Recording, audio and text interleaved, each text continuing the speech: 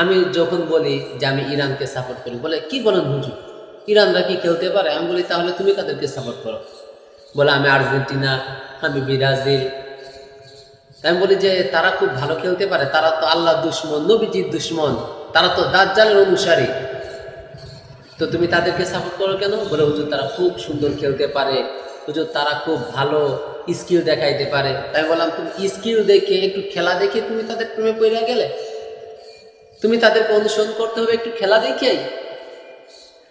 আমি তাদের গায়ের মধ্যে তাকায় দেখি, গায়ে আর্জেন্টিনারের গেঞ্জি, ব্রাজিলের গেঞ্জি, গেঞ্জির পিছনে আবার নাম লেখছে মোহাম্মদ নাইমুল ইসলাম, মোহাম্মদ আরাফাত হুসাইন, মোহাম্মদ সাব্বির, মুসাব্বির, মুরসালিন, এই কত মুসলমানদের নাম, কত রকমের নাম দিতেছে,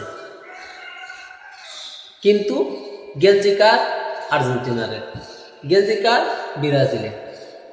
তো তুমি নাম লিখলে, নিজের মুসলিম পরিচয় দিলে মোহাম্মদ প্রথম নাম লাগাইলে, আবার তুমি আর্জেন্টিনারের গেঞ্জি গায়ে দাও কেন? ব্রাজিলের গেঞ্জি গায়ে দাও কেন? আহম্মক কথাকার।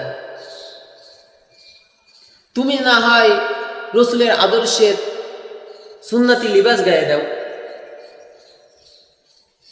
তুমি যেসব দেশ মুসলিম কান্ট্রি তুমি তাদেরকে সাপোর্ট করো, কিন্তু না, তুমি তাদেরকে তো সাপোর্ট করো না। তুমি সাপোর্ট করবা ইহুদি খ্রিস্টানদের, আবার দাবি করবা মুসলমান। তুমি তাদেরকে সাপোর্ট করে তুমি দাজ্জালকে অনুসরণ করতেছো। কারণ দাজ্জাল যখন আসবে তখন দাজ্জালের পক্ষে অনেক লোক থাকবে, আর আমরা হব ইমাম মাহদীর সৈন্য ইনশাআল্লাহ। দেখি কারা কারা ইমাম মাহদী সৈন্য হতে চান ইনশাআল্লাহ? দেখি সবাই হাতে চোখ নারায়ে তাকবীর, নারায়ে তাকবীর, নারায়ে তাকবীর। আমরা ইনশাআল্লাহ যারা দাজ্জালের অনুসারী, আমরা তাদেরকে কতল করব। তারা যেখানে পালাবে, যে গাছের পিছনে পালাবে, যে পাথরের পিছনে পলাবে, তারা যেখানে পলাবে তখন পাথর সাক্ষী দিবে যে আমার পিছনে ইহুদি বইসা আছে, আর গাছে সাক্ষী দিবে আমার পাশে ইহুদি বইসা আছে, পলায় আছে। তোমরা তাকে ধরো, কতল করো, তাদেরকে জাহান্নামে পাঠায়া দাও।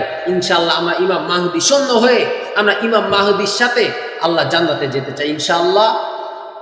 ইনশাআল্লাহ তুমি মোহাম্মদ নবীর উম্মত দাবি করবা, আবার তুমি সাপোর্ট করবা ইহুদি খ্রিস্টানদের।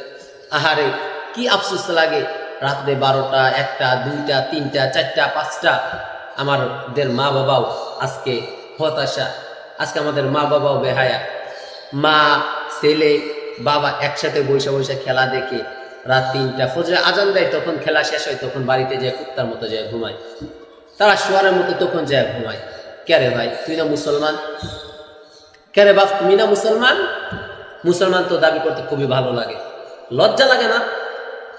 নামাজ না পড়া খেলা দেখো সারা রাত ভরিয়া, যে আবার বাড়িতে যে ঘুমাও, লজ্জা লাগে না? কুত্তা হইছ? কুত্তাই তো দিন রাত খায়, আবার যদি মালিক যদি তাকে একটা হাড্ডি দেয়, সে সারা রাত পাহারা দেয়।